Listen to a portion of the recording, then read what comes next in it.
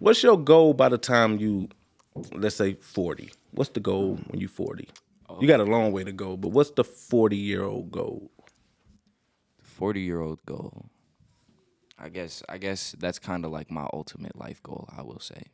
You know, if my optimal life at 40, I'll say I want to be sufficient. I want to be financially stable, financially literate and financially stable, and able to support my family and able to support the people around me and get what I need without any struggles. And that's enough for me.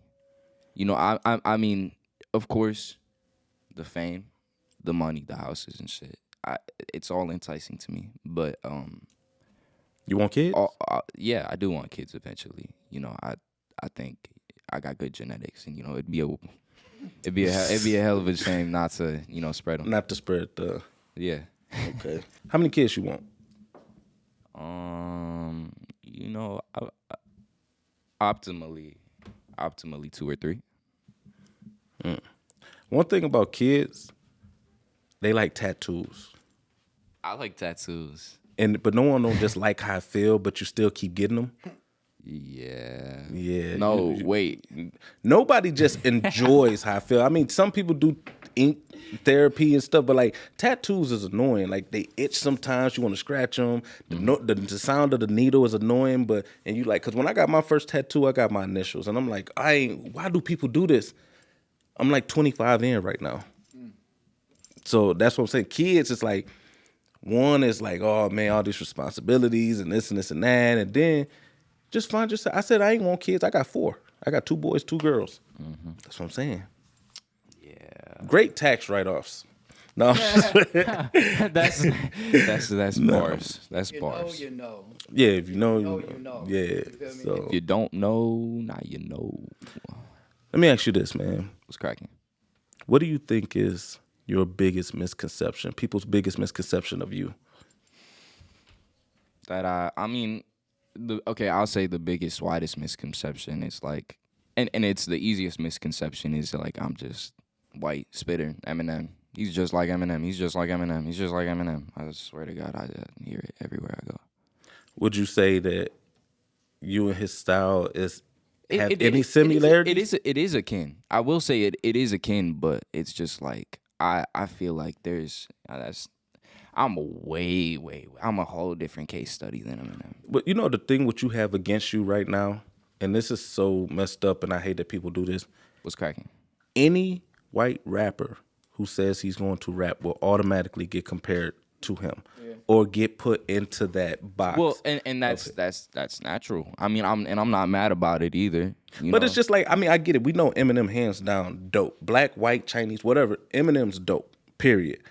But because he's white and he made more of an impact than a lot of white rappers. I mean, you got before him the Beastie Boys. Yeah. You know, they were good, but they wasn't able to do what Eminem do. So it's almost like a shadow that every white rapper that come under him will always have. Yeah. You know, so how do you get from under that shady umbrella? I think I just you know, it doesn't help that I work with people like Astray and everything either, who's actually signed to Shady Publishing and everything. So I think the way that I do that is I just show people what I can really do. You know, who I really am. I can do so much more. If you listen to Really High, you can tell that song that is not Eminem at all. I mean, I think there's elements of it. There's elements of Eminem all in there. Actually, I actually say I'm better than Eminem in that song on some cocky shit. But talk your shit, yeah. But you know what? Listen, this is what people fail to realize. You may have some similarities to Eminem, right? Yeah.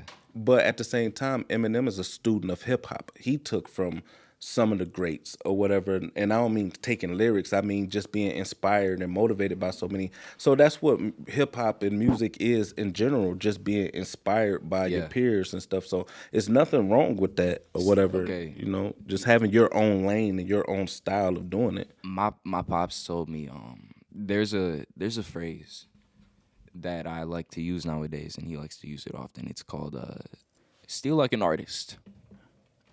Steal like an artist. Nice. And that's because it's not.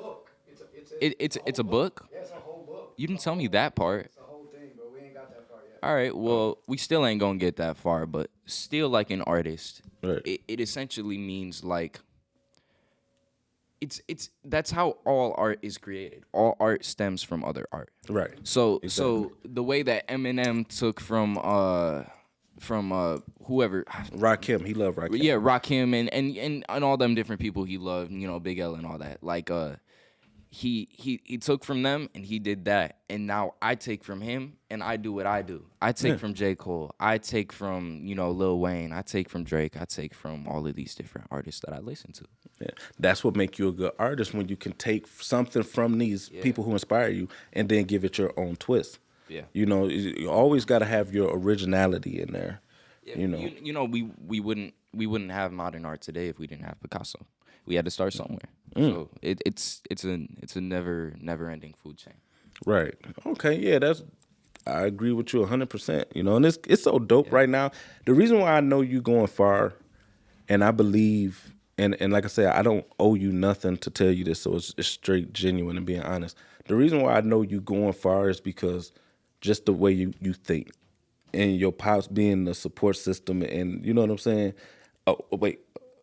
Okay, the young kids still do that. Oh, don't make me feel old on my own shit, man. Like, but no, like for real though, I really see you going far, because just talking to you in a short amount of time and seeing what you're doing, I just know that, you know what I'm saying, as long as you stay consistent, you know, you destined. Consistency.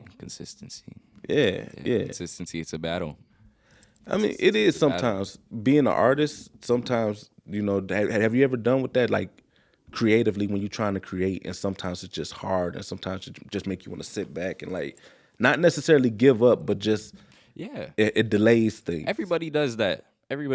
You know, like some people are better at pushing through it than others. How do you push through it? How do I push through it? Like when you find yourself in a rut and you trying to create or do content or whatever, and it just ain't. How do you bounce back from that? Well, I feel like what I have to do is I have to like if I'm like sitting there trying to write a verse and it's just not working, I'll have to like take a break from writing for like a day or two, and then I'll have to like go write some other shit that's completely different, and then I'll have to go write that same shit that I was working on. You know what I mean? Okay. Like I have to go like refresh my brain. I have to show myself like what is possible, so I know what I can do. If that makes does that make sense? I get you. Yeah. Trust me, I've figured every aspect of when writer's block or when trying to create content happen, everything that you could possibly do. I done things from, I'll go watch cartoons. People don't know this, I like to rollerblade. Yeah. Okay. I got a huge set of rollerblades over there.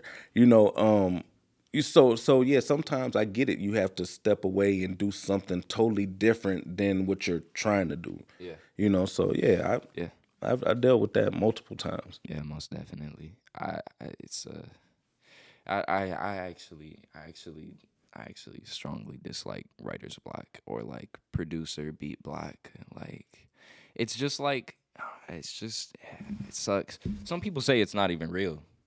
Like you can just push through it. It's a real thing. It exists. It's a functional thing, and I hate it. What I've learned over the years being an artist, because I don't write actual, and I know a lot of people say that, but like I genuinely don't write music down. And I learned when I stopped doing that, I think the last time I actually written a song on paper or in a notebook, I was probably about your age.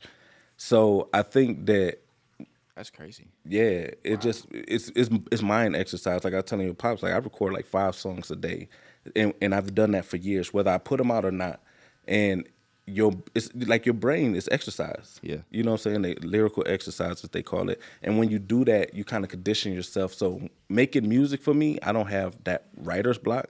I have more content creation block, like when it comes to doing tutorials. That's a thing too, man. Stuff like that. Yeah, I know all about that too. Yeah, so it's always a struggle, but you know, push through it. Yeah, for sure.